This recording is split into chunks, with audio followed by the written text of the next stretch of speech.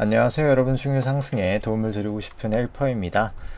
증시가 계속 좀 지지부진하죠. 삼성하고 하이닉스랑 자사주 매입을 거의 지금 10조 가량 했다고 하는데 증시는 큰 움직임이 없이 사실 횡보를 보이고 있습니다.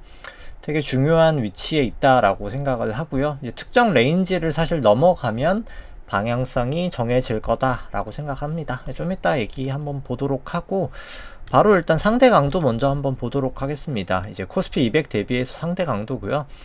전반적으로 코스피 대비해서 다 강해지고 있는 모습을 보이고 있습니다. 코스닥 같은 경우에도 20영업일이 한 달 전이죠. 한 달 전에 비해서 거의 한 40%가량 더 아웃퍼폼 했다라고 볼 수 있겠죠. 왜냐면 5%에서 45%가 됐으니까 40% 정도 아웃퍼폼 한 거고, 가장 큰 건 건설이라 볼 수 있겠습니다. 9%에서 107%니까 거의 100%가량 더 아웃퍼폼 했다라고 볼 수 있겠죠.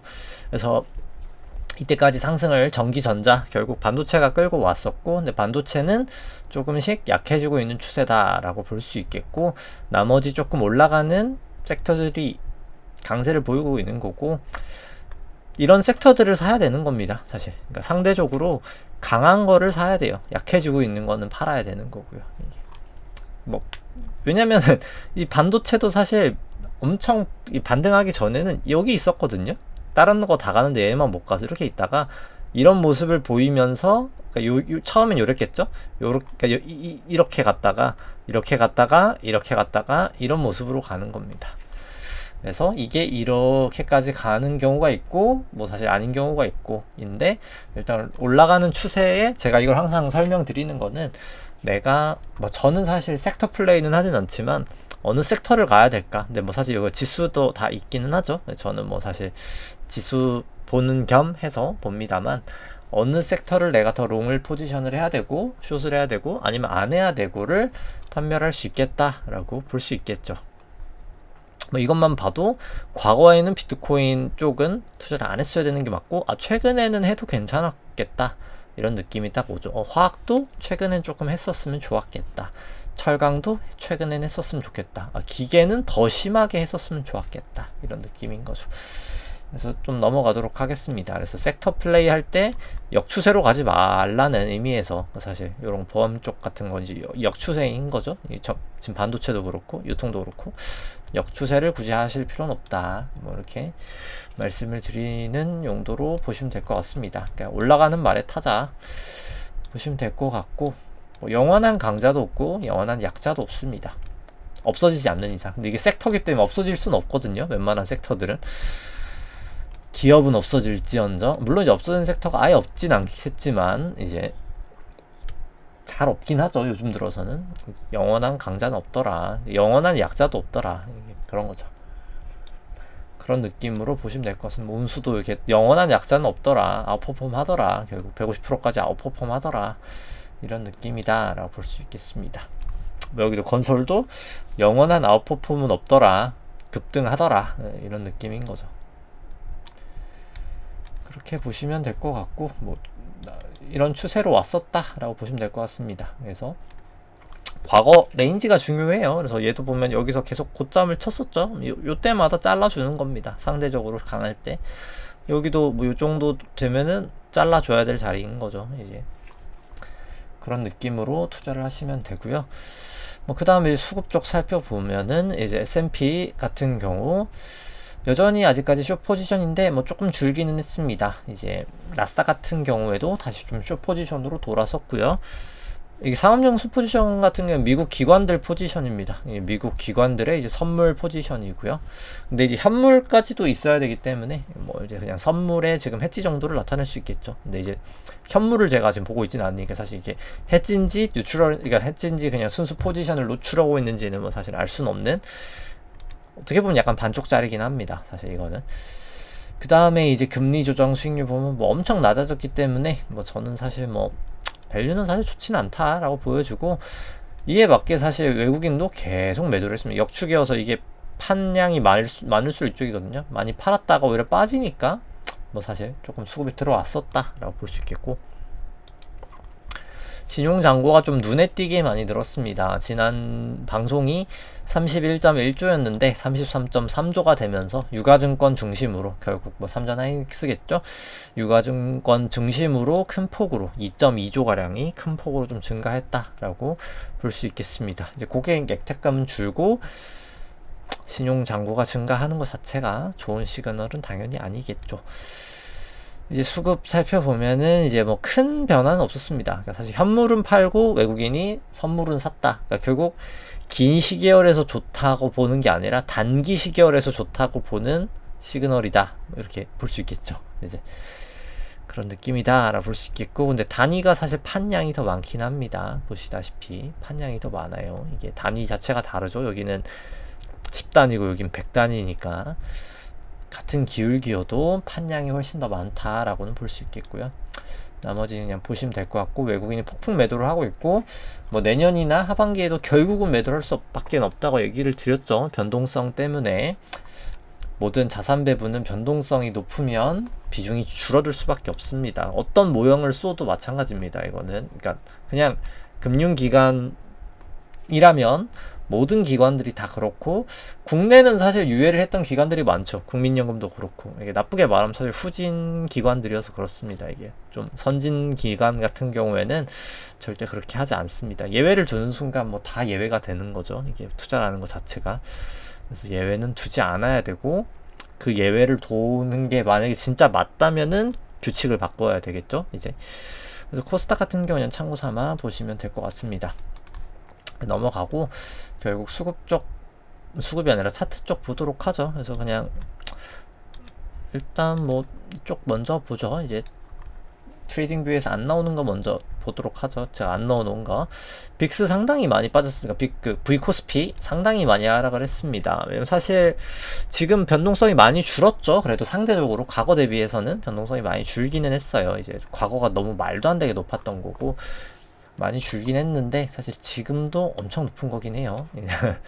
원래 10몇이거든요. 우리나라 변동성이 원래 10몇인데 지금 50도 말도 안 되게 높은 수치긴 합니다. 이제 한 3배 정도 되죠. 보통 때부에서 한 18 뭐 정도니까 뭐 3배까지는 아니고 뭐 2배 조금 넘긴 한데 어마어마한 수치로 뭐 5배 정도 높았다가 사실 내려온 거긴 합니다. 그래서 참 안 좋은 상황이고, 근데 변동성이 결국 또 다시 올라갈 확률이 높긴 해요. 여기도 이제 변동성의 매물대기 때문에 아무튼 좀 반등을 다시 하지 않을까. 근데 급락을 한다고 쳐도 전 솔직히 이 변동성이 넘어가지는 않을 수도 있겠다라는 생각은 합니다. 이 변동성이 너무 말도 안 되는 변동성이어서 아무리 급락이 크게 나와도 사실 오히려 변동성은 더 높아지진 않을 수 있다라고 볼 수 있겠습니다. 뭐 높아질 수도 있는 거고요. 뭐 사실 근데 저게 좀 사실 쉽게 뚫리기는 힘든 변동성이다라고는 볼 수 있겠습니다. 뭐 빅스 같은 경우에도 변동성은 상당히 낮은 수준이다라고 볼 수 있겠고, 미국 증시 같은 경우는 지금 조금 되게 횡보 추세여서 더 그렇다라고 볼 수 있겠습니다. 뭐 나머지 거의 다 있기 때문에 뭐 환율도 아마 있었던 것 같은데 일단 뭐 많이 빠졌고, 이게 결국 기업들을 강제로 환율 변화를 많이 시켰다고 하더라고요. 아니면 세무조서 나온다고요. 좀 협박을 했다고 하더라고요. 그래서 그 부분이 제일 크지 않나. 인위적으로 사실 많이 끌어내렸다 볼 수 있겠고, 뭐 위안도 여전히 강세고, 근데 물론 이제 달러 인덱스가 약세인 것도 있긴 합니다. 근데 달러 인덱스의 약세에 비해서도 너무나 크게 빠지긴 했어요. 이게 인위적인 수급이 있었다라고 밖에는 볼 수가 없긴 합니다. 그래서 일단 코스피부터 살펴보면은 결과론적으로 일단 속도는 올라가고 있습니다. 이제 속도는 올라가고 있어서 뭐 굳이 숏을 칠 필요는 없는 자리다라고는 볼 수 있겠고, 가장 중요한 자리는 저번에도 추세선을 그어봤듯이 이 하락 추세선이 깨졌기 때문에 일단 단기적으로는 상방으로 보는 게 맞았다라고 얘기를 드렸었습니다. 그 매물대 같은 경우가 결국 보시면은 일단 저번 하락이 요 정도 여기에 매물대에서 지지가 됐었고요. 이거는 왜 제가 여기다 그었을까 싶긴 한데 요쪽이었군요. 그러니까 이게 만약에 이제 하방으로 본다라고 쳤을 때 여기나 한 요 정도거든요. 요 두 라인 정도. 여기를 이제 깨지면은 정말 조심하게 보셔야 됩니다. 사실. 그러니까 가장 확실한 건 여기겠지만 여기만 깨져도 저는 매우 조심해야 된다라고 생각합니다. 빠르게 보면 요쪽이고. 사실 여기만 깨져도 저는 좀 위험하다고 보고요. 사실 이거는 이제 조금 1차적인 경고 수준이라고 하면은 여기 깨지면 저는 거의 90% 정도는 이제 하락 추세일 확률이 높고, 여기 깨지면 이제 100%입니다. 이제 그건 더 이상 묻지도 따지지도 말 정도로 무너지는 추세가 나올 겁니다. 근데 일단 1차적으로 오늘 이제 잭슨홀이 있기는 하죠. 뭐 어떤 얘기가 나올지는 모르겠습니다만, 결과론적으로 미국은 뭐 일단 금리는 계속해서 긴 시계열로 봤을 땐 올라갈 수밖에 없긴 합니다. 이제 이거는 짧은 시계열이 아니라 아주 긴 시계열의 얘기를 하는 거예요. 이제 뭐 몇 년 뒤에 얘기를 하는 건데, 아무튼 뭐 시간 관계상 오늘 얘기는 하지 않겠지만 이제 올라갈 수밖에 없는 상황이긴 합니다. 그래서 이제 그런 장기적인 뷰를 떠나서 어찌 됐든 한 번 정도 저는 단기 반등은 한 요 정도까지는 줄 수도 있다라고 보는데, 일단 뭐 굳이 사실 요 정도 먹으려고 리스크를 감내해야 될까에 대해서는 물음표긴 합니다. 저라면 사지는 않을 것 같아요. 왜냐면 추세가 돌아서진 않았으니까요. 지금 여기 기준선이 플러스일 때가 여기 초록 색깔하고 파락 색깔이 뜨는 거고, 기준선이 아래 방향일 때 이제 이렇게 주황색하고 빨간색이 뜨는데, 아래 방향이죠. 이게 굳이 라고 볼 수 있겠고, 뭐 나스닥 같은 경우가 중요한 자리에 있습니다. 이제 구름대에서,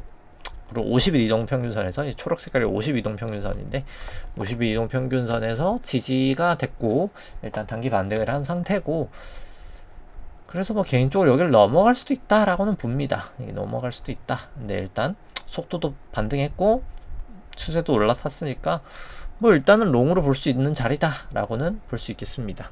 그래서 굳이 근데 이제 일단 구름대 쪽이어서 빠지면 이제 좀 갈림길에 서 있다고 봐요. 이제 훅 고점을 갱신하는 자리에 있느냐, 여기서 휩쏘였어가지고 크게 오늘 만약에 이제 음봉이 하나 뜨면은 그럴 가능성도 없진 않아가지고 양쪽에 다 갈림길이 있는 오늘은 사실 조금 조심해야 되는 자리라고 생각합니다. 그래서 다음 주에 방향성이 저는 되게 중요하리라 일단 생각을 하고 있습니다.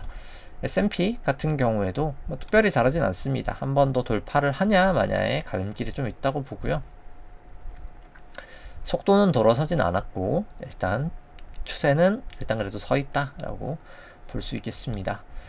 이제 일본 니케이 같은 경우에는 구름대를 넘지는 않았고요. 근데 여기 같은 경우에는 좀 뜨는데 걸리네요. 근데 이제 속도는 그냥 거의 누워 있는 상황이고 완전 횡보죠. 추세 같은 경우에는 살짝 올라와 있는 그 정도다라고는 볼 수 있겠습니다. 그냥 지지부진한 횡보 추세인 거죠. 니케이 같은 경우에는.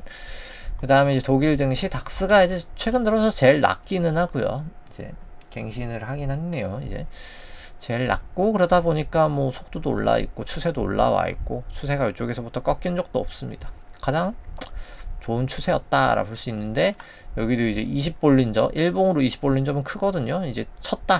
근데 이제 결국 벌어지냐 벌어지면서 타고 가냐 빠지냐는 지나고 봐야 합니다. 그래서 변동성이 아마 위아래로든 커지는 그런 갈림길 앞에 지금 서 있다라고 볼 수 있겠습니다. 오히려 이제 금 같은 경우에는 변동성이 모이고 있어서 갈림길이죠. 모였으면 결국 터지거든요. 그래서 조금 더 모이긴 하겠지만 결국은 한 방향성으로 터진다. 여기도 모였다가 터지죠. 위로 이제 모였다가 근데 이게 머리 치고 아래로도 터질 수 있거든요. 그래서 양쪽으로 다 가능한 상황이고, 일단 여기도 추세나 속도나 다 올라가고 있다 볼 수 있겠습니다. 뭐 비트코인 같은 경우에도 마찬가지죠. 이제 비트코인 같은 경우에도 큰 폭으로 상승이 있었고, 여기가 좀 저 같은 경우에는 트레이딩 하다가 많이 이제 다 팔았습니다. 이제 왜냐면 여기 매물대 근처에 왔단 말이죠. 매물대가 딱 여기만이 아니라 사실 요 라인이잖아요. 여기가 이제 물린 사람들이 많은 라인이잖아요. 그래서 물리고 쭉 빠진 거잖아요. 그러니까 요 정도 왔을 때 얼마나 다들 팔고 싶겠어요, 이제. 그러니까 뭐 저 같은 경우에 이제 먹고 그냥 여기서 파는 거죠. 다들 팔 때. 그냥 나도 팔자. 그러고 나서 재돌파될 때 사면 그만입니다. 그러니까 왜냐면 여기가 낙동강 정선이기 때문에 낙동강 지나고 나서 뭐 사실 이걸 뭐 하면 되는 거예요, 이제. 근데 이제 일단 지금은 지키고 있는 그런 모습인 거죠, 이제. 네. 굳이 여기서 매수할 필요는 없다. 요거가 돌파되고 나면 그때 사자. 이러면 될 것 같습니다. 일단 뭐 추세랑 속도는 나쁘진 않은 건 맞긴 합니다. 근데 이제 매물이 걸려 있다. 뭐 이런 느낌이고. WTI 같은 경우에는 이제 구름대에 걸려 있죠. 구름대에 걸려 있어서 계속 지지부진하게 횡보를 하고 있다. 속도도 떨어지고 추세도 떨어지고 해서 뭐 굳이다라고 보여집니다. 코스피 200 아까 설명했으니까 생략하도록 하고요. 코스닥 같은 경우에도 한번 이 코스피 200이군요. 그 다음에 코스닥 같은 경우에 시원하게 한번 돌파를 하고 나서 여기가 좀 매물되긴 했어요. 사실 여기 요 라인, 그래서 좀 요 라인 근처에서 지지부진하고 이제 구름대까지 두터운 매물대가 있습니다. 그래서 조금 지지부진할 텐데 한번 돌파를 줄 수도 있겠다라는 생각이긴 합니다. 근데 일단 추세가 여기서 돌아서긴 했어요. 그래서 속도도 오르고 추세도 오르고. 근데 이제 굳이 저라면 이렇게 구름대가 있는데 사실 사지는 않을 것 같긴 합니다. 네. 그러니까 사실 오히려 저라면 사실 전 1시간 봉으로랑 4시간 봉으로 하기 때문에 오히려 저라면 이제 이런 자리에 들어가죠. 이런 자리에서 먹고, 이런 자리에서 그냥 요 정도에서 요렇게 먹고, 요 정도에서 한 요 정도 먹고 나오는 거죠. 저라면 이제 굳이 뭐 이런 자리에서 들어가고 싶지는 않다라고. 그러니까 요런 자리에서 그냥 먹어야지. 여기서 뭐 사실 먹기에는 리스크가 크죠. 왜냐면 구름대에서 매물벽이 있는 상황에서 굳이 힘들게 해야 될까에 대한 뭐 물음표가 있는 거죠. 굳이인 거죠.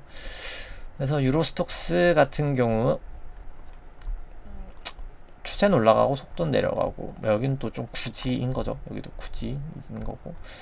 뭐 미국채 30년 한번 봐보죠. 이제 요즘에 채권이 이슈긴 하니까. 그래서 오히려 이제 여기는 뭐 추세는 서 있지만 속도가 많이 내려가고 있어요. 그래서 전 좀 내릴 수 있다라고 계속 말씀을 드렸습니다. 왜냐면 이 TSR이 내려가고 있기 때문에 내릴 수 있다라고 계속 얘기를 드렸고, 다이버전스가 맞았죠. 결국은 빠집니다.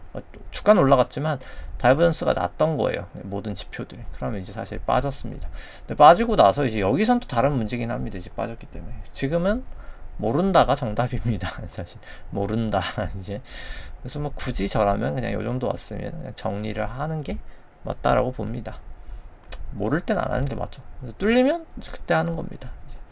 그럼 되지 않을까라고 생각을 하고, 네, 뭐 딱히 뭐 그렇습니다. 그래서 종목들 살펴보죠. 삼성전자 뭐 정확하게 제가 그어놨던 매물대에서 저항을 받았습니다. 뭐 지난주에 그어 놓은 거죠.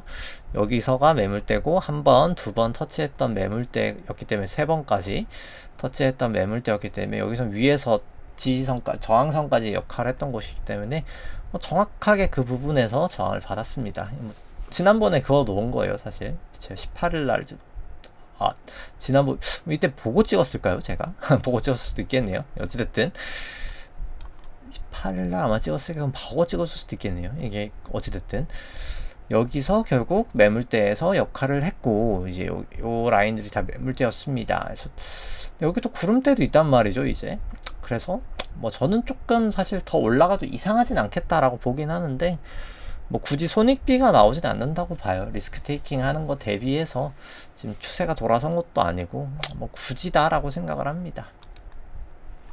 뭐 하이닉스 같은 경우에도 마찬가지죠. 이 매물대를 계속 돌파를 못하고 있습니다. 여기가 매물대였죠. 이 매물대를 사실 계속 돌파를 못하고 있어요. 이제 그렇기 때문에, 근데 물론 사실 확률적으로 급락 이후에 횡보는 반등을 줬다가 빠질 확률이 높기는 해서 올라갈 수 있는 확률이 없는 건 아니긴 합니다. 근데 이제 올라가도 이 올라가는 확률 요 정도보다 손절을 내가 잘 못하는 사람이라고 치면은 내려갈 확률이 훨씬 더 크다는 거. 그러니까 올라갔다가 빠질 확률이 매우 크다는 거죠. 그래서 여기서 올라갔다가 내가 못 팔고 이렇게 빠질 거면 그냥 사실 안 들어가는 게 맞다라고 봅니다. 뭐 만에 하나 들어가도 그냥 추세 돌아갈 때 들어가고, 또 매물대 깨지면 바로 팔고 정도를 확실하게 해놓지 않는 이상 쉽지 않다라고 보고, 일반 투자자분들이 뭐 그런 정리가 확립이 안 된 분들이 거의 대다수다라고는 볼 수 있겠습니다. 뭐 현대사도 뭐 피지컬 AI 하다가 완전 나락으로 갔죠. 지금 반토막으로 갔고, 결국 지금 같은 경우에 이제 속도도 다시 또 안 좋아지고 이 두터운 매물벽을 마주했습니다. 굳이인 거죠. 굳이다라고 볼 수 있겠습니다. 애플 같은 경우 뭐 그나마 구름대 위에서 놀고 있다 해서 뭐 나쁘진 않다라고 봅니다. 사실 나쁘지 않다. 근데 이제 변동성이 커질 것 같다. 이제 밴드가 모였기 때문에 발산을 할 겁니다. 이제 발산을 어디로 할지는 모르겠고, 근데 일단 확률적으로 위로 할 확률이 높다. 왜냐면 어찌됐든 속도 올라탔고 추세도 올라 있으니까 확률의 게임인 거죠. 확률의 게임. 이제 마이크로소프트 같은 경우에도 속도는 내려가고 있고 근데 추세는 올라가고 있으니까, 근데 이제 여기도 결국 변동성이 벌어지는 확장 국면이기 때문에 속도보다는 사실 추세가 더 강력하긴 하거든요. 그래서 이거는 그래도 한 60대 40 요 정도. 근데 그럴 거면 굳이 저는 F를 하는 게 확률적으로는 맞지 않나 라고 생각합니다. 구글이고요. 이제 구글 같은 경우 이제 알파벳이죠. 이제 알파벳 같은 경우에 이제 매물대가 위에 근처를 하고 있어서 뭐 추세는 조금 올라가고 있는 추세입니다만 또 이제 기준선 밑에 있기도 하고 속도도 내려오고 있어서 굳이다라고 보여집니다. 엔비디아 같은 경우에는 결국 어제 좀 큰 폭으로 상승이 있었고, 그래서 뭐 추세 올라가고 속도도 아직까지는 올라오진 않았지만 이제 EMA 이제 이동평균선 12 이동평균선 올라가고 있다. 근데 뭐 사실 완벽하게 속도가 돌지는 않았습니다. 그래서 뭐 굳이인 것 같고요. 테슬라 같은 경우 일단 매물대가 있긴 하고, 근데 이제 추세도 따라지고 뭐 굳이인 것 같고요. 넷플릭스 같은 경우에도 구름대를 돌파를 했다. 일단 그래도 돌파를 했습니다. 뭐 그나마 더 좋은 시그널이죠. 속도 추세 다 올라와 있기 때문에 계속 개중 나은 상황이다 라고는 보여지고요. 그 다음에 이제 아마존 같은 경우에도 추세 속도 다 내려가고 있어서 굳인 것 같습니다. 근데 추세는 올라가고 있죠. 근데 이제 속도가 내려가고 있어서, 근데 여기도 변동성이 켜질 것 같아서 뭐 사실 이거는 변동성 보고 들어가는 게 더 맞지 않을까 라고 보고 있고요. 그 다음에 이제 메타 같은 경우에는 추세는 내려가는데 속도는 올라가고 있어서 뭐 굳이 해야 될 필요가 있을까의 문제입니다. 샌디스크 같은 경우에도 속도 내려가고 추세 내려가니까 뭐 굳이라고 보여집니다. 그래서 결과론적으로 뭐 사실 희마리가 없습니다. 그러니까 다 팔고자 하고 싶은 사람이 많아요. 여기서 물린 사람이 워낙 많잖아요. 요 라인에서 다 팔고 싶은 거예요. 그래서 자사주 사니까 다 파는 사람밖에 없습니다. 외국인도 팔고, 외국인은 뭐 변동성도 그렇고 지분율도 그렇고 여러 가지 측면에서 다 팔아야 되고, 개인 같은 경우에도 주식은 하면 안 되는 거야 이러면서 다 팔고 있고 이런 상황이어서 뭐 저는 그럼에도 불구하고 한 번 정도는 띄울 확률이 조금 더 있다고 보는데, 이제 여기서부터는 이제 개인이 사겠죠. 그죠? 빠질 때는 이제 그때 이제 더 사실 나락으로 갈 확률이 뭐 개인적으로는 좀 높다고 보고, 결국은 이제 추세를 봐야 된다라고 볼 수 있겠습니다. 근데 이제 주봉 추세도 사실 여기서부터 꺾이긴 했죠. 이미 속도는 이미 여기서부터 꺾였습니다. 근데 이제 무시하고 그냥 가는 거죠. 이제 이 속도를 무시하고 가는 겁니다. 이제 왜냐면 속도가 살아 있을 때만 가도 괜찮아요. 죽진 않아요. 적어도 죽진 않아요. 죽진 않는데 이제 아니야 하다가 이제 죽는 거죠. 그냥 이렇게. 네. 아직 뭐 추세가 꺾이진 않았습니다만, 근데 또 기준선 밑이니까 추세가 아주 안 깎였다고 말하기도 좀 애매하긴 하네요. 이제 아무튼 뭐 결과론적으로 일단 변동성이 커질 것 같다가 결론입니다. 이제 갈림길이고, 뭐 오늘 이제 뭐 그 잭슨홀 미팅이 될지 뭐가 될지는 아무도 모릅니다. 뭐 이란 전쟁이 될지 뭐가 될지 뭐 러우 전쟁이 될지 뭐가 될지 모르겠지만, 뭐 금리 이슈가 될지 어찌됐든 변동성 커질 거라고 보고 대응을 잘 하셔야 된다라고 마무리 지으면서 오늘 방송 여기까지 하도록 하겠습니다. 네, 좋아요와 구독 눌러주시면 감사하겠습니다. 이상입니다.